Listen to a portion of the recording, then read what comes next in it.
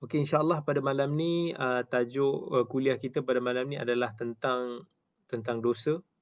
Kita akan bicarakan tentang dosa besar, kita akan bicarakan tentang dosa kecil, balasan dan macam mana sikap kita sebagai seorang yang beriman.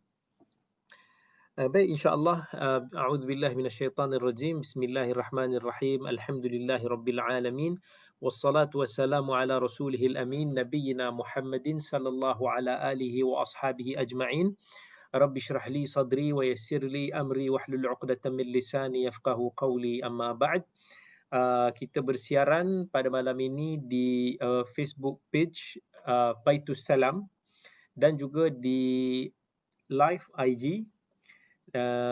InsyaAllah pada malam ini tajuk kita adalah tentang dosa, akibatnya dan perbahasan tentang dosa ini. Baik, antara ujian yang besar ataupun musibah yang menimpa kita umat Islam pada zaman ini adalah banyaknya dosa dan maksiat, ataupun kita kata maksiat yang begitu berleluasa, dan maksiat itu pula pelbagai jenis-jenisnya, kan.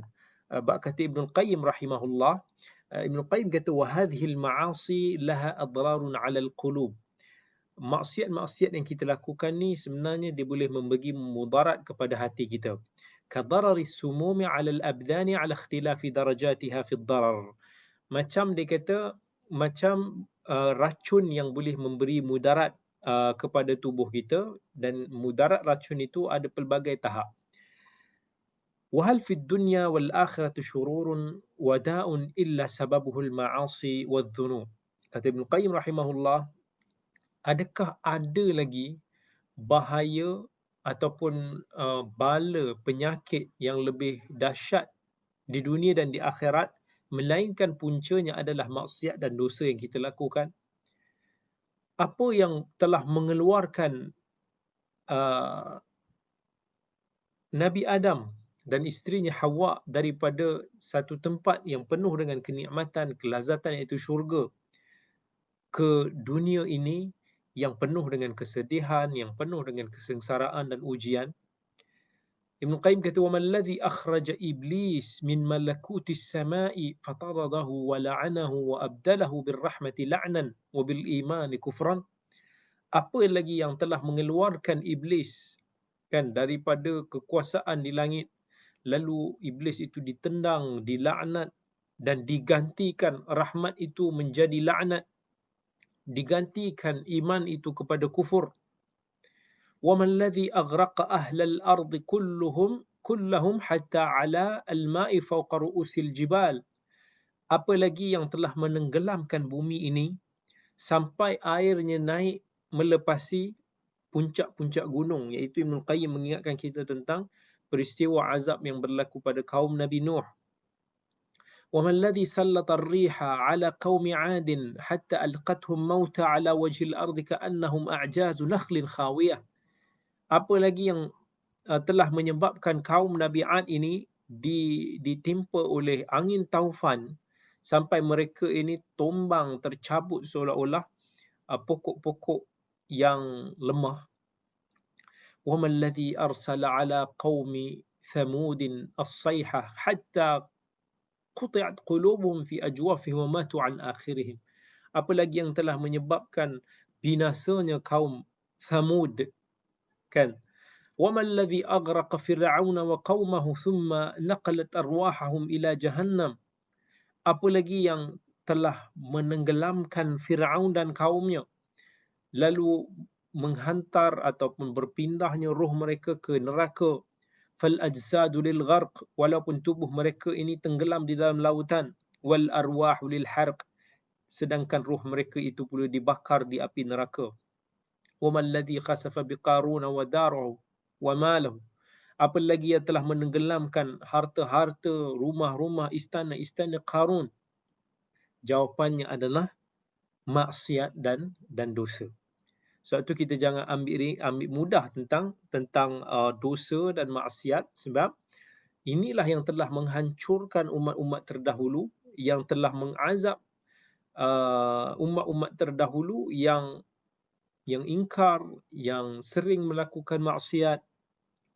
Allah sebut dalam surah Al-Ankabut, فَكُلًّا أَخَذْنَا بِذَنبِهِ فَمِنْهُمْ مَنْ أَرْسَلْنَا عَلَيْهِ حَاصِبًا وَمِنْهُمْ مَنْ أَخَذَتْهُ الصَّيْحَةُ وَمِنْهُمْ مَنْ خَسَفْنَا بِهِ الْأَرْضَ وَمِنْهُمْ مَنْ أَغْرَقْنَا وَمَا كَانَ اللَّهُ لِيَظْلِمَهُمْ وَلَكِنْ كَانُوا أَنفُسَهُمْ يَظْلِمُونَ. Allah kata, maka masing-masing kami binasakan dengan sebab dosanya. Iaitu di antaranya ada yang kami hantarkan angin ribut menghujani dengan batu, dan ada yang dibinasakan dengan letusan suara yang menggemparkan bumi, dan ada yang kami timbuskan dia di bumi, dan ada pula yang kami tenggelamkan di lautan. Dan ingatlah, Allah tidak sesekali menganiaya mereka, akan tetapi merekalah yang menganiaya diri mereka sendiri. Dan dosa-dosa ini dia bukan satu jenis. Dia ada dosa yang dipanggil sebagai al-kabair ataupun dosa yang besar, dan ada yang dipanggil sebagai as-saghair, iaitu dosa-dosa kecil. Yang mana dalam Quran dan Sunnah sendiri ada menyebutkan tentang dosa besar, dosa kecil ini. Misalnya dalam Quran Allah sebut, in tajtanibu kaba'ira ma tunhauna anhu nukaffir ankum sayyi'atikum wa nudkhilkum mudkhalan karima. Allah kata, selagi mana kamu menjauhi dosa-dosa besar yang ditegah kepada kamu, maka kami akan hapuskan kesalahan-kesalahan kamu, dan kami akan masukkan kamu dalam tempat yang baik. Dan Allah kata lagi dalam surah An-Najm, alladzina yajtanibuna kaba'iral ithmi wal fawahisha illa al-lamam, iaitu orang-orang yang menjauhi dosa-dosa besar serta perbuatan-perbuatan yang keji, kecuali salah silap yang kecil-kecil yang mereka terlanjur melakukannya, maka itu dimaafkan. Ini Allah tegaskan, maksudnya dalam Quran sendiri Allah sebut ada dosa besar dan ada dosa kecil. Dalam hadis sendiri, umpamanya dalam hadis riwayat Bukhari dan Muslim, Ibnu Mas'ud radhiyallahu anhu dia pernah tanya kepada Nabi sallallahu alaihi wasallam, ayu dzambi a'zamu indallah, apa dosa yang paling besar di sisi Allah? Nabi SAW kata, an taj'ala lillahi niddan wa huwa khalaqak, iaitu dosa yang paling besar sekali, iaitu dosa kita mensyirikkan Allah sedangkan Allah yang telah menciptakan kita. Kan? Kemudian Ibnu Mas'ud kata, inna dzalika la'azim, besar tu. Thumma ay, kemudian apa ya Rasulullah? Nabi SAW kata, an taqtula waladaka makhafata ay yut'ima ma'ak. Ay yut'ima ma'ak. Kamu bunuh anak kamu kerana kamu khuatir dimakan bersama. Maksudnya dia khuatir miskin lah. Ada orang zaman jahiliah dulu dia bunuh anak-anak dia sebab dia tak mau anak dia rasa anak ni bukan rezeki, sedangkan anak ini rezeki. Ini yang ramai daripada masyarakat kita pun kadang-kadang merasakan anak ini sebenarnya mengurangkan rezeki kita. Tu ramai daripada kita plan-plan kan, risau-risau kalau anak ramai ni macam mana nak makan, macam mana nak dapat duit, macam mana pendidikan, macam mana itu dan ini. Itu kita bincangkan lain hari. Kemudian Ibnu Mas'ud tanya, thumma ay, kemudian apa lagi ya Rasulullah? Dosa yang paling besar, Nabi kata, antuzani bihalilati jar, kamu berzina dengan anak jiran kamu. Maksudnya kita mengkhianati amanah kejiranan yang sepatutnya jiran ini orang yang paling menjaga keselamatan jirannya, tapi kita mengkhianati amanah tersebut. Ada manusia yang ambil mudah tentang dosa-dosa dan maksiat, kan, sampai dia kata, selagi aku buat pahala, aku solat, aku zakat, aku haji, buat rukun-rukun Islam ni semua, dosa ni tak ada apalah sangat. Allah Ghafurur Rahim. Allah ni Maha Pengampun lagi Maha Penyayang. Ini ada ramai orang ambil mudah macam ni. Wa hadzal kalam laisa bisahih. Sebenarnya kata-kata ini tak betul. Ya betul, Allah itu jangan kita lupa, memang Allah itu Ghafurur Rahim. Allah itu Maha Pengampun lagi Maha Pengasih. Tapi jangan lupa, innallaha syadidul iqab. Allah juga maha ngeri dan pedih balasan dia. So kita jangan ambil satu nafs al-wa'd, kita tinggalkan al-wa'id. Kita kena ingat Allah tu Maha Pengampun, ya, tetapi jangan lupa Allah juga Maha Pedih seksa dia bagi orang-orang yang ingkar, bagi orang-orang yang melawan arahannya. Allah kata, i'lamu annallaha syadidul iqab wa annallaha ghafurur rahim. Allah himpunkan dalam ayat Al-Maidah ni, very cantik. Allah kata, ketahuilah bahawa sesungguhnya Allah itu maha berat dia punya seksaannya, dan Allah itu juga Maha Pengampun lagi Maha Pengasih. Ya, Allah dalam suratul Hajr Allah sebut lagi, nabbi' ibadi anni anal ghafurur rahim wa anna adhabi huwal adhabul alim. Allah kata, bagi tahu kepada hamba-hamba aku semua ni bahawa aku ini sesungguhnya Maha Pengampun lagi Maha Pengasih. Tetapi aku juga Maha Pedih azab aku. So kena remember, jangan ingat, jangan putus asa daripada rahmat Allah, pada masa sama jangan ambil mudah dengan rahmat Allah. Dan Allah ingatkan lagi supaya kita menjauhi daripada maksiat. Umpamanya Allah kata, falyahdharil ladzina yukhalifuna an amrihi an tusibahum fitnatun aw yusibahum adzabun alim.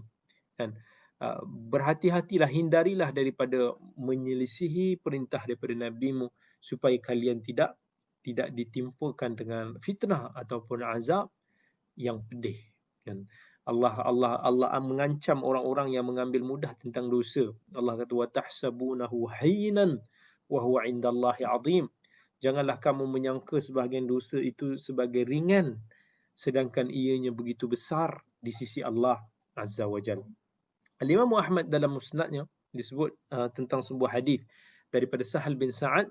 Nabi SAW pesan, iyyakum wa muhaqqaratiz dhunub. Nabi ingat, Nabi kata, iyyakum wa muhaqqaratiz dhunub. Jauhilah daripada dosa-dosa yang diremehkan. Ramai daripada kita ambil mudah dan meremehkan dosa-dosa kita. Nabi kata, fa innama mathalu muhaqqaratiz dhunubi ka qaumin nazalu fi batni wadin faja'a dha bi'udin wa ja'a dha bi'udin hatta andaju khubzatahum. Wa inna muhaqqaratiz dhunubi mata yu'khadh biha sahibuha tuhliku. Nabi kata, jauhilah daripada dosa-dosa yang diremehkan. Sesungguhnya perumpamaan dosa-dosa kecil yang diremehkan itu seperti suatu kaum yang singgah di suatu lembah, lalu ada seorang datang dibawa satu kayu bakar, dan yang lain juga demikian, sampai mereka kumpulkan banyak-banyak kayu bakar yang dianggap boleh masak ataupun kira bakarlah roti mereka. Kan, sesungguhnya dosa yang kecil yang diremehkan itu bila pelakunya dibalas, maka mereka akan menghancurkan. So, kayu api kalau dibakar api lagi kecil, kayu itu lagi sikit lagi kecil lah api dia. Tapi bila kita banyak kumpul, lama-lama dia akan jadi api, dia tu makin besar dan dia boleh membakar diri kita. So dalam hadis ini bila Nabi kata muhaqqaratiz dzunub, iaitu amalan diremehkan ni, dia bolehlah kita kata ada few makna. Yang pertama, apa yang kita lakukan daripada dosa ini, kita rasakan benda tu kecil tapi sebenarnya besar. Ada dosa yang, alah benda ni, alah relax brother, alah benda ni pun nak kecoh, tak ada apa kot, benda relax, benda biasa semua orang buat. Benda itu sebenarnya dosa tu besar, tetapi kita rasakan benda tu kecil. Itu antara makna muhaqqaratiz dzunub, dosa yang diremehkan. Yang kedua, dosa kecil yang kita ni selalu buat dan kita tak peduli pun sangat, kita tak bertaubat pun daripadanya, lalu diterhimpun banyak dosa-dosa kecil itu sampai dia jadi besar. Benda sikit, kalau jadi banyak pun, kecil pun dia akan penuh. Sebagai satu contoh kan, saya tunjuk ni. Ini apa? Ini kacang. Ini kacang. Kacang ni kecil ni. Sebelum dia kacang ni sikit ni, kacang ni penuh. Kalau kita letak berapa biji, kita tak nampak benda ni sikit. Tapi bila kecil-kecil sikit, boleh jadi penuh ni. Boleh jadi penuh. Tapi dosa kecil tu kalau kita boleh hapuskannya dengan amal soleh kita, dengan istighfar, dengan ada lagi amalan-amalan yang lain, maka lama-lama dia akan macam kita makan kacang ni, lama-lama dia tinggal sikit. So benda kecil jangan kita kumpul dia jadi besar. Okay. Yang ketiga juga, muhaqqaratiz dzunub ni dia boleh jadi dosa kecil yang kita lakukan, walaupun dia satu dosa kecil, tapi dia boleh membawa kita ke arah dosa besar. Yang ni jangan ambil mudah juga. Seperti contoh, Allah kata kat kita, Allah suruh kita perintahkan kita untuk nak menjaga mata kita. Kita jaga mata kita, tapi mata kita ni manalah boleh nak jaga sepenuhnya kan. Kadang-kadang tak sengaja, kadang-kadang sengaja. Dia sebahagian daripada dosa kecil. Tapi kalaulah kita tak jaga betul-betul, kita ambil mudah dosa kecil kita pun, buat tak tahu je ni lama-lama tiba-tiba dia boleh membawa kita daripada dosa mata kita ni, dia boleh bawa kita kepada dosa yang lebih besar. Kita tak tahu, mungkin zina dan sebagainya. Wal'iyadzubillah. Okay. Dalam hadis riwayat Al-Bukhari rahimahullah, menerusi hadis Anas radhiyallahu an, Nabi sallallahu alaihi wasallam dia kata, innakum la ta'maluna a'malan hiya adaq fi a'yunikum min asy-sya'r. Kalian ni satu hari nanti akan melakukan satu amalan yang mana kamu merasakan benda tu lebih halus di mata kamu ni, lebih halus daripada rambut kita ni. Rambut kita rasa dah halus, maksudnya kita rasa benda tu nothing. In kunna lana'uddaha ala ahdi Rasulillah sallallahu alaihi wasallam minal mubiqat. Anas kata, dosa yang kamu anggap satu hari nanti ni terlampau kecil, tak ada apa, sesungguhnya kami para sahabat Nabi sallallahu alaihi wasallam merasakannya seperti dosa besar. Ini beza orang yang merasakan bimbang tentang maksiat yang dilakukan dengan orang yang memang dia tak kisah. Kerana satu maksiat, jangan kita lupa, kerana satu maksiat para sahabat radhiyallahu anhum tewas di perang Uhud ketika mana mereka menyanggah perintah Nabi sallallahu alaihi wasallam supaya stay di atas bukit Uhud, lalu mereka derhaka. Maksudnya bukanlah sengaja derhaka, tapi kerana merasakan mereka diambang kemenangan sampai terleka begitu, maka akhirnya terbunuhlah 70 daripada para sahabat Nabi sallallahu alaihi wasallam semasa perang Uhud. Kerana satu maksiat boleh menyebabkan seseorang itu masuk ke dalam api neraka. Macam dalam hadis Nabi kata, dakhalat imra'atun nar fi hirratin rabatatha fala hiya at'amatha wala hiya arsalatha ta'kulu min khashashil ard hatta matat hazla. Kerana satu dosa, seorang wanita yang Nabi bawa dalam cerita ni, yang dia kurung kucing dia tak bagi makan, dia tak bagi minum sampai mati kebuluran. Kerana satu dosa ini, dia ini dicampakkan dalam api neraka. Dan ada juga daripada kita yang terlalu mengambil mudah tentang lisan kita. Kadang-kadang kita rasa tak ada masalah, kita belasah, kita cakap kan. Yang penting hati kita baik. Itu kita cakap kan. Sedangkan Nabi SAW beritahu, innal abda la yatakallam bil kalimah ma yatabayyana fiha yuhwa biha fin nari ab'ada ma bainal masyriqi wal maghrib. Seorang hamba yang tak peduli apa yang dia nak cakapkan, dia tak pilih pun, dia cakap je, dia laser je, dia bedah je, dia mana pun dia cakap je. Kan kadang-kadang kita rasa, oh itulah tanda kejujuran, ataupun itulah tandanya kita berterus terang.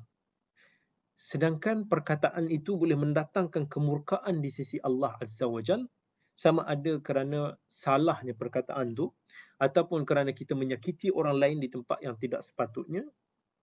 Maka Allah kata kerana satu kalimah itu, maka kita akan dicampakkan lebih jauh daripada timur dan barat. Wal'iyadzubillah. Di api neraka nanti. Jadi satu maksiat kerana satu maksiat telah mengeluarkan Nabi Adam AS daripada syurga, seterusnya sampai ke bumi ini. Sebab tu kata syair, tasilu dhunubu ila dhunubi wa tartaji darkul janan biha wa fawzul abid wa nasita anna Allah akhraja Adaman minha ila dunya bi dhanbin wahid. Nak bagi tahu tentang kita ni kadang-kadang ambil mudah tentang satu dosa, tetapi kerana satu dosa ini, seseorang itu Nabi Adam dicampakkan ataupun diturunkan daripada syurga ke bumi ini. Sebab tu kata Al-Auza'i rahimahullah, la tanzur ila sigharil ma'siyah walakin nanzur ila 'idhamati man 'asait. Jangan kamu lihat kecilnya maksiat yang kamu lakukan, tetapi lihatlah besarnya yang kamu ingkari itu. Maksiat ni maksudnya keingkaran. Kita ingkar kepada Allah Azza wa Jalla. Jangan kita tengok maksiat tu kita rasa kecil, tapi kita tengok siapa yang kita lawan tu. Maksudnya Allah yang maha agung lagi maha besar tu, kita berani nak lawan dia. Kita kena dalam bab ni kita kena check, kita kena tahu. Okay, so kita sentuh sikit tentang apa itu perbezaan antara dosa besar dan dosa kecil. Sebab ada banyak pendapat ulama yang menjelaskan tentang apa itu dosa besar dan apa itu dosa kecil. Contohnya antara pendapat itu ada yang kata dosa besar ni adalah dosa yang dikaitkan dengan hukuman di dunia atau ancaman di akhirat atau pelakunya diancam mendapat laknat serta kemurkaan daripada Allah Azza wa Jalla. So kalau ada hadis-hadis, ada ayat-ayat yang bagi tahu kalau dia buat macam tu sekian-sekian maka dia akan mendapat ghadab Allah, dia akan mendapat kemurkaan Allah, dia akan mendapat laknat daripada Allah. Ini petanda benda tersebut adalah dosa besar. Sedangkan dosa kecil ini dia tak adalah sampai mengundang laknat Allah serta-merta, melainkan sekiranya dia menjadi besar. Ataupun dosa kecil adalah dosa perantara menuju ke dosa besar. Sebagai contoh tadi kita bagi, zina tak dinafikan dengan dosa yang besar. Maka dosa-dosa yang menjadi penyebab perantara yang mendorong kita untuk melakukan dosa besar ini, maka dia adalah dosa kecil. Macam contohnya kita tak jaga mata kita dan yang kita dah sebut tadi itulah. So ini antara pandangan yang disebut oleh Syekh Abdul Rahman As-Sa'di rahimahullah. Nabi SAW besar atau kecil, even kecil pun Nabi SAW larang kita daripada ambil mudah. Kan tadi kita dah kata, iyyakum wa muhaqqaratiz dzunub fa innahunna yajtami'na 'ala ar-rajuli hatta yuhlikanna. Hati-hati kalian dari dosa yang diremehkan kerana sesungguhnya dosa-dosa yang diremehkan itu akan berkumpul pada diri seseorang sehingga dia membinasakan dia.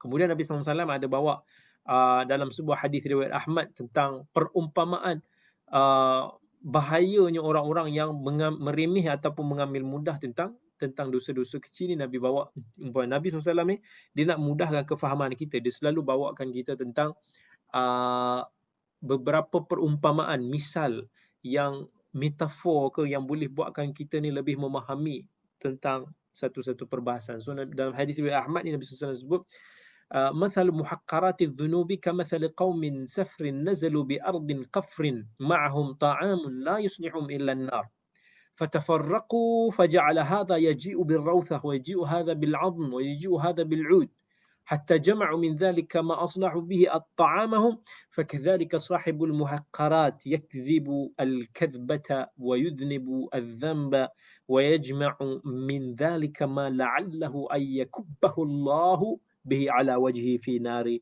jahannam. Perumpamaan ni macam sekelompok orang yang singgah ke satu daerah yang tak berpenghuni, datanglah tukang masak, kemudian satu-satu pergi datang bawa kayu bakar lah. Sampai dia dah kumpulkan, dihidupkan jadi api yang berkobar-kobar, dia buat apa sahaja yang mereka boleh lempar lah ke dalam api tersebut. Begitu juga dengan dosa yang kita lakukan. Boleh kali kadang kita menipu satu kali, kita buat satu dosa, sampailah berkumpulnya kayu-kayu api itu, lalu akhirnya kita akan dibakar. Wal'iyadzubillah. Jadi dosa besar, dosa kecil pun sebenarnya dia boleh menjadi dosa besar. Kan? Ibn Qayyim rahimahullah dinukilkan kata-kata daripada Al-Fudail bin Iyad. Kan? Al-Fudail bin Iyad ni seorang salih yang ulama pada orang salih yang hidup pada kurun kedua hijrah dulu.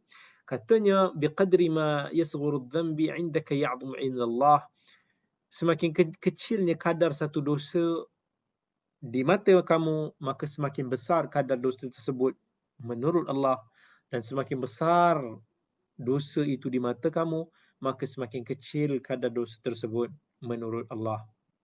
So apa yang dikatakan oleh Al-Fudail bin Iyad ni ada betulnya, dan dia telah menjelaskan kepada kita bahawa dosa kecil kadang-kadang dosanya boleh menjadi besar. Yang menjadi sebab adalah kerana dosa kecil itu kita ambil mudah.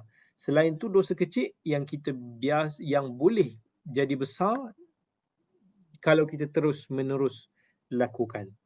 Ibn Abbas radhiyallahu anhu kata, wala saghirah ma'a israr. Tak ada dosa kecil jika dia terus menerus. Maksudnya dosa-dosa kecil boleh jadi besar dengan sebab kita berterusan kita lakukan. So kalau kita lakukan, lama-lama dia akan jadi besar. Dan jangan kita lupa juga, dosa ini dia boleh merosakkan hati kita. Antara alasan kenapa kita kita sebenarnya tak boleh nak ambil mudah dosa kecil ni adalah sebab hati kita ni lama-lama boleh hitam, boleh kotor dengan dosa kecil yang kita terus-terus melakukan. Dalam hadis Nabi SAW, Nabi kata, sesungguhnya orang yang beriman itu, ketika dia buat dosa kecil maupun besar, di hatinya akan ada noda hitam. Jika dia bertaubat daripada dosa yang dia buat tu dan minta ampun daripada Allah, hatinya akan bersih balik.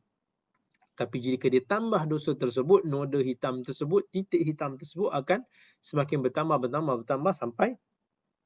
sampai menutupi hatinya. Inilah yang Allah kata dalam surah Al-Mutaffifin, kalla bal rana ala qulubihim ma kanu yaksibun. Dalam surah Al-Mutaffifin ayat 14, Allah kata sesekali tidak demikian, bahkan mata hati mereka itu telah diselaputi oleh kekotoran dosa dengan sebab perbuatan kufur ataupun maksiat yang dilakukan. Ini dalam ayat surah Al-Mutaffifin itu dijelaskan bahawa dosa kita ni sebenarnya dia boleh mengotorkan hati kita. Jadi orang yang beriman, dia akan sentiasa khawatir dan bimbang dengan dosa yang dilakukan, walaupun dosa tersebut kecil.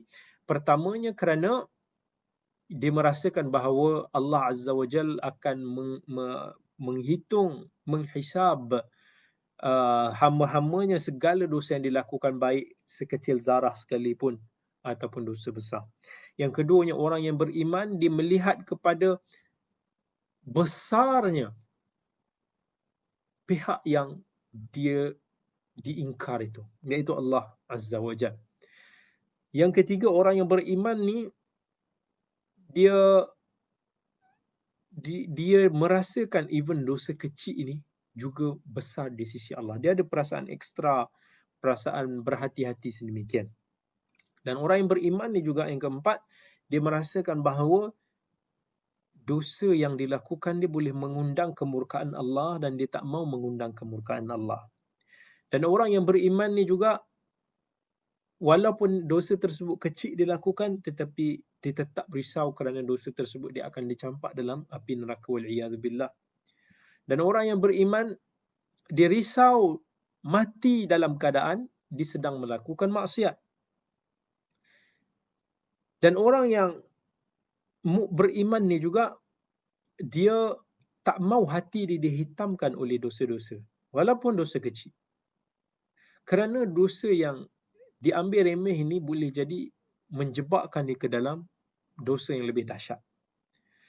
Orang yang beriman, dia merasakan bahawa dosa ni disaling tarik antara satu sama lain. Bukan kita buat satu dosa ni, lepas tu dah kita selamat. No. Kita buat dosa ni, nanti dia tarik dosa lain. Kita buat ni, dia tarik. Dia sentiasa berantai. Dan orang yang beriman ni, dia sentiasa akan bersegera untuk beristighfar dan bertaubat di atas kesilapan yang dilakukan.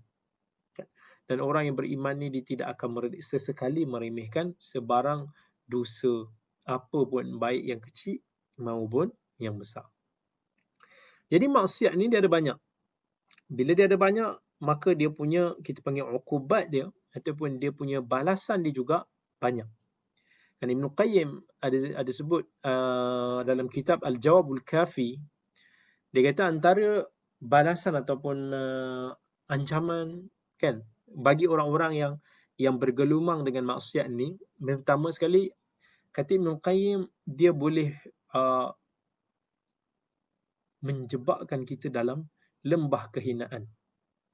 Kerana kemuliaan itu ialah melalui ketaatan kepada Allah, dan kehinaan itu berada dalam melakukan maksiat kepadanya. Sebab itu dalam Quran Allah kata, man kana yuridul izzata falillahil izzatu jami'a. Siapa yang inginkan kemuliaan, maka milik Allah adalah segala kemuliaan. Dan Allah kata, walillahil izzatu walirasulihi walil mu'minin. Dan bagi Allah, milik Allah itu segala kemuliaan, bagi Rasulnya dan bagi orang-orang yang beriman itu segala kemuliaan. Jadi mafhum mukhalafahnya, ataupun kita kata kefahaman antonimnya, dosa, syaitan, maksiat, ni semua hina. Dalam hadis riwayat Ahmad, Nabi SAW ada sebut, hadis Ibnu Umar yang berkata tentang waja'ala adh-dhul was-sighar 'ala man khalafa amri. Allah jadikan waju'ila dhul, maksudnya dijadikan kehinaan itu buat mereka yang menyanggah perintah daripada aku. Dan Imam Ahmad sendiri yang meriwayatkan hadis ini, dia selalu berdoa, dia kata Allahumma a'izna bit-ta'ah wa la tudhilna bil-ma'siyah. Ya Allah, muliakanlah kami dengan ketaatan dan janganlah engkau hinakan kami dengan maksiat. Even okay, kalau ada yang bertanya,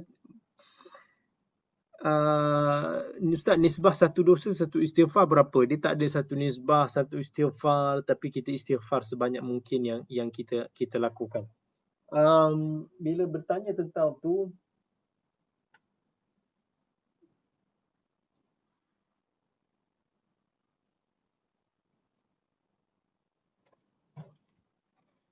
ini antara kitab yang membicarakan sangat bagus tentang al-istighfar wa thamarati fil Qur'ani was sunnah. Istighfar dan dia punya hasil ya, apa yang disebutkan dalam Al-Quran dan Sunnah, yang ditulis oleh Dr. Sulaiman As-Sadiq. Nah, ini satu kitab yang bagus untuk kita fahamlah tentang istighfar. Banyak. Jangan kita kira istighfar je selagi kita mampu. Baik. Kemudian dalam doa kunut kita sendiri pun kalau kita doa kunut pun kita ada sebut innahu la yudhillu man walait. Ya Allah, sesungguhnya dia yang tidak menghina orang-orang yang mendapat pertolongan daripadanya. So orang yang taat kepada Allah, orang yang sentiasa akan mendapat pertolongannya. Dan sebab tu Nabi SAW sendiri pernah nasihat kepada kaum Ansar.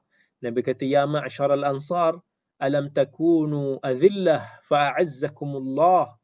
Bukankah kalian dahulunya pernah berada dalam kehinaan? Maksudnya ketika mereka ni belum lagi masuk Islam, masih lagi dalam kekufuran. Lalu Allah muliakan kamu. Maksudnya Allah muliakan orang Ansar ini dengan agama Islam. Sebab tu kata Ibn al-Mubarak rahimahullah, dia kata ra'aitu adh-dhunuba tumitul quluba wa qad yurithu adh-dhulla idmanuha wa tarku adh-dhunuba hayatul qulubi wa khairun li nafsika isyanuha.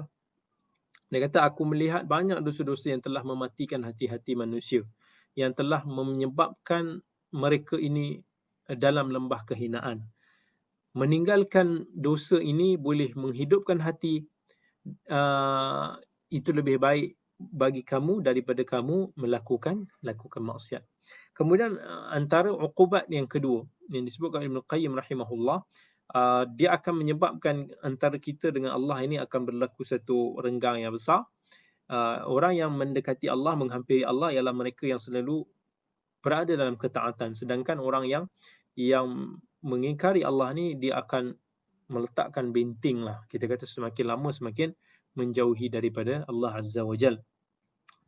Kerana itu dalam kita tengok dalam surah Taha, Allah kata wa man a'rada 'an dhikri fa inna lahu ma'isyatan dhanka wa nahsyuruhu yawmal qiyamati a'ma qala rabbi lima hasyartani a'ma wa qad kuntu basira qala kadzalika atatka ayatuna fanasitaha wa kadzalika al-yawma tunsa. Siapa yang berpaling daripada aku, mengingati aku, ayat-ayat aku, maka mereka akan hidup dalam keadaan yang kelam dan mereka dihimpunkan, dibangkitkan di akhirat kelak dalam keadaan yang buta. Lalu mereka berkata, kenapa engkau membangkitkan aku dalam keadaan yang buta sedangkan di dunia aku dalam keadaan yang celik. Allah kata lagi, man amila salihan min dzakarin aw untha wa huwa mu'min falanuhyiyannahu hayatan thayyibah. Siapa yang melakukan amal salih baik daripada lelaki ataupun perempuan dan dia seorang yang mukmin, maka kami akan kurniakan dia dengan kehidupan yang baik.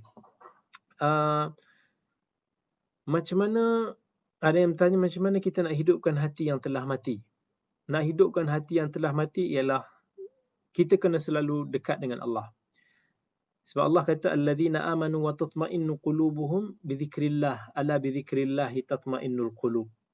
Allah kata orang yang beriman dan orang yang lapang hati dia ini, orang yang sentiasa mengingati Allah dan bukankah mengingati Allah itu hati akan menjadi tenang?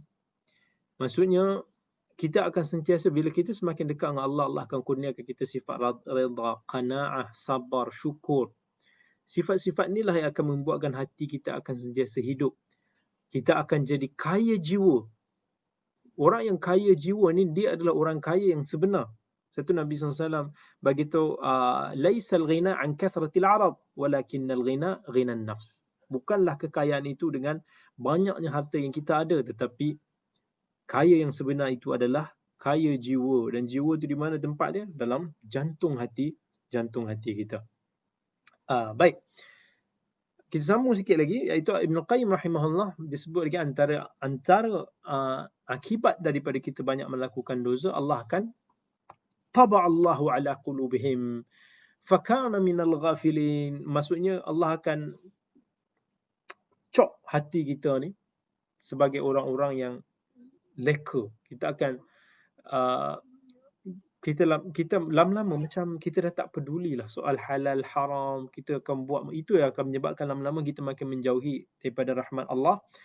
Itulah yang maksud daripada ayat yang kita baca dalam surah Mutaffifin tadi, kalla bal ghana ala qulubihim ma kanu yaksibun.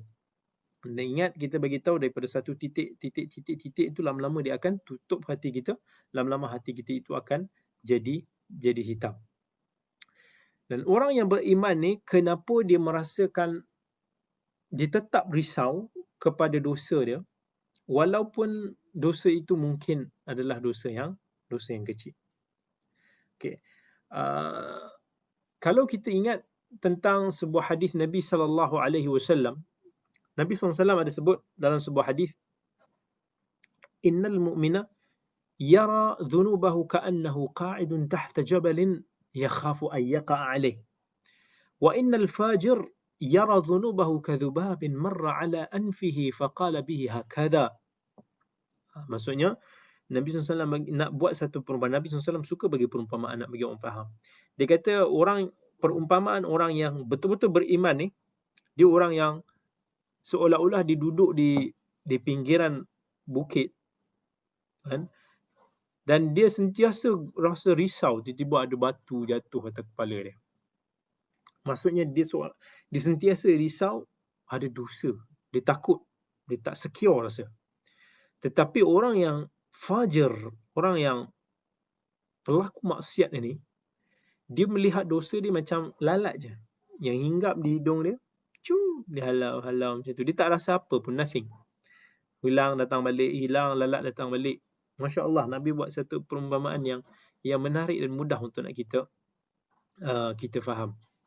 Nabi SAW kata, lillahi afrahu, ataupun lallahi afrahu bi taubati abdihi min rajulin nazala manzilan wa bihi muhlik. Allah suka dengan taubat yang kita lakukan. So jangan segan, jangan malu untuk nak beristighfar ataupun bertaubat walaupun dosa yang kita lakukan tu berulang kali, sebab syaitan dia sentiasa akan membisikkan was-was kepada kita supaya kita tak bertaubat.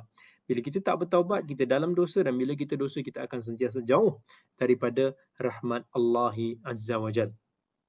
Ini kata Tabari, ini sifat orang-orang yang beriman. Dan orang yang beriman ni dia sentiasa berasa terlampau risau dengan dosa dan balasan daripada Allah Azza wa Jal, sebab dia tahu dosa itu benar, dan dia tahu juga pengampunan Allah itu benar. Jadi dia akan sentiasa untuk nak merasakan dosa itu hampir, dan dia sentiasa akan bertaubat dengan Allah Azza wa Jalla. Tapi sedangkan orang yang pelaku maksiat ni, dia jauh daripada Allah sebab dia tak kenal Allah.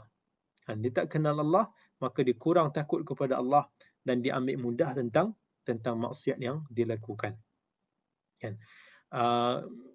Kita ambil satu kisah. Ni ada satu kisah macam mana sahabat Nabi SAW ni dia begitu warak lah, kita nak kata, sampai dirasakan begitu takut kalau ada sebarang dosa kesilapan yang dilakukan.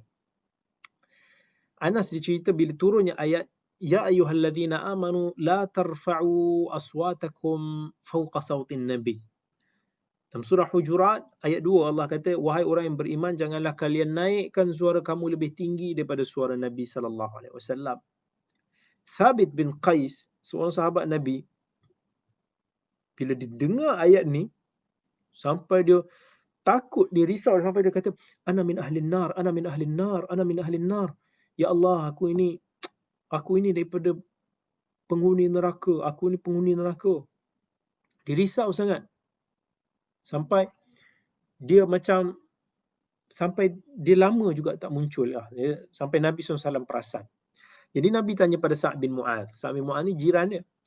Dia kata, ya Aba Amr, ma sya'nu Thabit ashtaka? Apa cerita jiran kamu Thabit ni? Dia sakit ke? Sa'd kata, innahu lajari wa ma alimtu lahu bisyakwa. Dia ni jiran aku dan aku tak tahu pula dia sakit ke. Tak pernah dia mengadu pun. Kemudian Sa'd bin Mu'adh, jiran ni pun datang kepada Thabit. Jadi dia kata, dia sampaikan pesan, dia kata apa yang Nabi SAW tanya, Nabi cari engkau ya Thabit. Thabit pun balas, dia kata, unzilat hadhil ayah. Ayat ini turun. Walaqad alimtum anni min arfa'ikum sawtan ala Rasulillah sallallahu alaihi wasallam fa ana min ahli nar. Dia kata, kamu tahu tak ayat tadi tu, ya ayyuhallazina amanu la tarfa'u aswatakum fawqa sawtin nabi, ayat tentang bila turun ni, kamu pun tahu suara aku ni yang paling kuat sekali. Paling lantang. Ada manusia ni memang suara dia jenis kuat. Dia cakap slow pun dia kuat. Contohnya macam orang Mesir. Orang Mesir ni kalau kita cakap dengan dia macam nak bergaduh je. Tak tahu itu dia sengaja naikkan ke apa, tapi suara dia pun memang kuat. Kalau kaum Mesir ni cakap ni macam kita dengar macam dia pun nak berbalah je. Tapi itulah gaya dia, style dia. Dia cakap tu macam nak, tapi dia bukan maksud untuk nak kurang ajar ataupun biadab dan sebagainya, tak. Tapi nature, habit dia. Ada manusia suara dia halus je, slow je cakap, duduk gitu kan. So beza. Tapi Thabit ni jenis orang yang lantang, macam suara dia kuat. Jadi dia risau, dia termasuk dalam ayat ni. So dia rasa dia ahli neraka. Jadi Sa'ad pun pergilah bagi tahu kat Nabi SAW apa yang Thabit kata. Nabi SAW pun dia senyum lah. Dia dengar macam, oh Masya Allah, sahabat dia sampai ke situ. Jadi dia kata, bal huwa min ahlil jannah. Thabit bin Qais ni salah seorang yang daripada penghuni syurga. So sebenarnya sahabat Nabi SAW yang mendapat janji syurganya sebenarnya bukan 10, sebenarnya lebih daripada 10. Yang masyhur yang kita tahu 10 tu lah. Tetapi ada daripada certain situation yang Nabi SAW persaksikan mereka ini sebagai penghuni syurga dan jumlah mereka ni lebih daripada 10. So sangat menarik kalau ada siapa-siapa yang boleh kumpulkan tentang sahabat-sahabat Nabi yang lain yang juga dijamin masuk syurga. Ini contoh betapa wara' dan betapa taqwa sahabat Nabi SAW, walaupun dosa itu kecil dan tak ada apa, tapi dia rasa benda tu begitu besar sekali. Kan? Ada juga sampai satu kes yang over. Ada sampai satu kes Kahmas seorang yang saleh ni, dia kata, ya wahai Abu Salamah, aku dah buat satu dosa yang mana aku sampai 40 tahun aku menangis. So dia tanya, apa benda dosa yang kau lakukan tu sampai 40 tahun kau nangis, menyesal macam kau dah terbunuh orang je kan.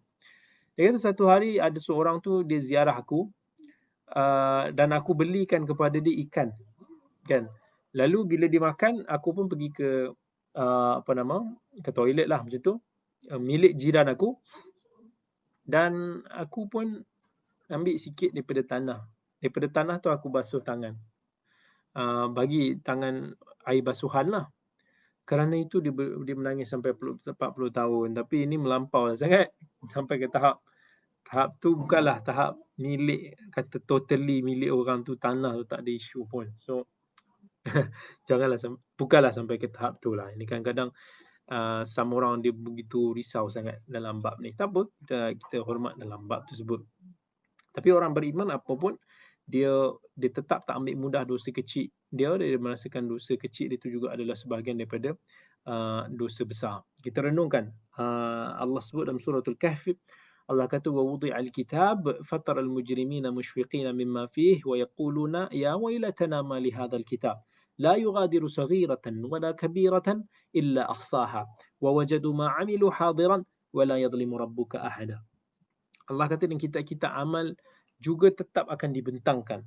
Maka engkau akan melihat orang-orang yang berdosa itu, mereka berasa takut akan apa yang tersurat di dalamnya. dan mereka akan berkata, aduhai binasalah kami, mengapa kitab ini, iaitu catatan amal kita, demikian keadaannya, ia tidak meninggalkan apa pun yang kecil maupun yang besar, melainkan semuanya itu akan dihitung dan mereka akan dapati segala yang mereka kerjakan itu tertulis di dalamnya. Segala anything, apa yang kita lakukan, benda yang orang nampak, orang tak nampak, orang kecil, ya subhanallah, kita minta supaya Allah tutup aib kita ke akhirat nanti, subhanallah. Allahumma astur auratna. Dan Allah kata dalam Quran, faman ya'mal mithqala dzarratin khairan yarah wa man ya'mal mithqala dzarratin syarran yarah. Apa sahaja yang kamu lakukan sekecil zarah itu pun, yang baik yang jahat semua Allah nampak. So jangan buat main lah. Ma yalfidhu min qawlin illa ladayhi raqibun atid. Tak ada satu lafaz pun yang kita ucapkan melainkan ditulis oleh raqibun atid, dan akan ditulis oleh malaikat yang mencatat amal kita. Orang yang beriman juga macam tadi kita begitu, dia akan sentiasa melihat kepada besarnya, agungnya Allah itu Azza wa Jal untuk nak dilawan. Jangan tengok kepada saiz maksiat yang kita lakukan. Kan? Sebagai contoh, kalau kita kata, kalau kita duduk sebelah kebun diraja. Kebun diraja tu ada pagar. Berani tak kita nak masuk kebun diraja yang berpagar tu? Mesti kita tak berani. Seolah-olah kalau kita masuk ke kebun tu, kita akan mengundang kemurkaan raja kita. Dan kita ni menjaga manusia ni, kita merasakan manusia tu lebih dekat dengan kita daripada Allah Azza wa Jalla. Sedangkan Allah itu lebih tinggi daripada segala-galanya. Siapa yang mengingkari, melakukan maksiat kepada Allah, maka dia telah melanggar pagar batasan yang telah Allah sebutkan. Jangan sesekali. Kita kena ingat bahawa walaupun dosa kita itu mungkin kita rasakan kecil, tapi barangkali di sisi Allah ianya begitu akan besar. Sebab pandangan manusia ini boleh jadi berbeza dengan pandangan Allah Azza wa Jalla. Allah itulah yang telah mensyariatkan segalanya. Jadi tengok kepada macam mana orang munafik dulu yang lemah iman, dia menganggap fitnah Aisyah radhiyallahu anha, isteri Nabi SAW ketika itu, untuk berlaku curang. Sampai mereka fitnah, mereka sebarkan fitnah tersebut. Dia rasa benda tu kecil, kan? Tapi apa Allah kata dalam surah An-Nur, bila Allah bersihkan balik Aisyah daripada tuduhan tersebut, Allah kata, walaula fadlullahi alaikum wa rahmatuhu fid dunya wal akhirah lamassakum fima afattum fihi adzabun azim. Allah kata, tak kerana kurniaan daripada Allah, rahmat Allah di dunia dan akhirat, Allah pasti akan timpakan mereka segera dengan azab yang pedih. Ittalaqawnahu bi alsinatikum wa taquluna bi afwahikum ma laysa lakum bihi ilm wa tahsabunahu haynan wa huwa 'indallahi 'azim. Masa depa tengah duk fitnah benda-benda tersebut, kemudian Allah kata mereka menyangka bahawa benda tersebut kecil, sedangkan ia yang besar di sisi Allah. Walaula idh sami'tumuhu qultum ma yakunu lana an natakallama bihadza subhanaka hadza buhtanun 'azim. Alangkah bagus kalau mereka mendengar tentang khabar fitnah tersebut, kami tak mau cerita benda ni, diam. Dan subhanak, sebab takut terjebak dalam pendustaan yang besar. Itu kita kena hati-hati. Bila ada apa-apa tuduhan sama orang, kemudian jangan mudah untuk nak kita sabitkan. Saya tak kisahlah apa pun. Benda ni kita jangan buat main-main. Kita jangan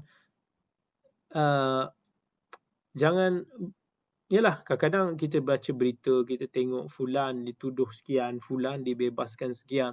Dan sama ada kita dalam hati kita cenderung nak kata dia buat ataupun dia tak buat, tapi jangan mudah-mudah untuk nak kita menghukum. Kerana yang menjatuhkan hukuman adalah pihak berautoriti. Dan kita tak berada di tempat tu, kita tak tahu segala bukti, dan kita tak akan berani bersumpah 100% yang kita di atas kebenaran, di atas apa yang kita cakap. Sebab tu hati-hati. Jangan duk sibuk untuk nak kata fulan ini melakukan itu, fulan ini tak melakukan itu, melainkan kita betul-betul yakin perkara tersebut. Kita kena belajar daripada ibrah, daripada banyak sirah-sirah Nabi SAW. Tapi banyak kita, especially dalam isu-isu politik ni, dia mudah tewas kan. Kita rasa nak je nak cantas semua orang. Ini tak elok lah. Benda-benda macam ni kena lebih ada sifat warak lagi. Dan kita ingat tak masa Nabi SAW dengar Aisyah radhiyallahu anha yang sindir je, Safiyah ni bukan anak murid saya Safiyah tu. Yang ni Safiyah, isteri Nabi SAW yang anak kepada pengetua Yahudi, dia rendah sikit. So Aisyah radhiyallahu anha, dia macam bila dia nak kata, dia nak refer tu Safiyah, dia seolah buat macam gitu lah, macam alah dia itu macam si pendek itulah. Dia tak sebut, tapi dia buat gaya macam tu. Nabi kata apa? Laqad qulti kalimah law muzijat bima'il bahri lamazajathu. Maksudnya dahsyat kamu punya ayat ni. Kau dah sebut sesuatu yang kalau dicampak ke dalam lautan sekalipun berubah air laut tersebut. Dia kata lah, Aisyah kata, wahai itulah insanan, aku cuma nak gambarkan keadaan fizikal orang yang aku cerita tu je. Nabi kata, kita tak suka kan kalau orang sifatkan kita dengan sesuatu yang kita macam kekurangan sikit. Benda tu sebut, kalau betul, dia adalah, di belakang dia pula, dia adalah satu umpatan. Jadi, kadang-kadang benda ni menimpa kita. Ya, Aisyah dalam keadaan ini, dia tak tahulah kot benda tu salah. Jadi dia ingat sekadar nak menggambarkan sifat tersebut, dan bila dia sedar Nabi dah tegur, dia pun terima dan dia beristighfar terus kepada Allah. Ni nak kata benda kecil, kadang kita ambil mudah kan. Kita, siapa tu? Alah si pemfitnah tu, si pendusta tu, mudah. Kita jangan mudah-mudah, sebab benda yang kita rasa remeh itulah yang akan menyebabkan kita ni mendapat kemurkaan Allah Azza wa Jal. Kan? Siapa daripada kita kat sini yang berani nak mengingkari perintah daripada raja kita, agung kita sebagai satu contoh. Itu baru kita takut manusia. Macam mana takutnya kita kepada Tuhan yang raja kepada segala raja ni semua. Wa may yata'adda hududallah fa ulaika humuz zalimun. Siapa yang melanggar hudud Allah, batasan yang Allah telah bataskan kepada kita, maka mereka itu adalah orang-orang yang zalim. Dan Allah kata dalam ayat lain, wa man yata'adda hududallah faqad zalama nafsah. Siapa yang melampaui batasan Allah ini, mereka ini telah menzalimi diri mereka itu sendiri. Dan kadang-kadang dosa kecil yang kita lakukan inilah yang boleh memasukkan kita ke dalam api neraka. Macam kita dah cerita kisah iblis tadi, yang kerana satu dosa yang dia ambil mudah, mengakibatkan dia sesat selama-lamanya dan menjadi ahli neraka. Orang yang beriman ni, dia risau sampai dia rasakan dosa yang dilakukan tu seolah-olah macam susah nak mendapat pengampunan. Kan? Abu Bakar radhiyallahu anhu, dia pernah sebut, innallaha yaghfirul kaba'ir fala tai'asu wa yu'adzibu 'ala as-saghair fala taghtarru. Allah ini akan mengampunkan dosa-dosa yang besar. So janganlah kamu berputus asa. Maksudnya jangan putus asa nak bertaubat. Wa yu'adzib 'ala as-saghair, dan juga Allah akan mengazab dosa-dosa kecil ni, maka janganlah kamu terpedaya. Jangan kamu terpedaya, ingat dosa kecil ni tak ada apa. So ini kita kena ingat, segala dosa akan dihisap oleh Allah, baik dosa kecil ataupun besar. Dan kita kena ingat, adakah kita nak sanggup, kita imagine bila kita nak buat satu dosa maksiat tu, adakah kita kalau mati dalam keadaan tu kita redha ataupun tak? Contoh kan, mungkin orang merasakan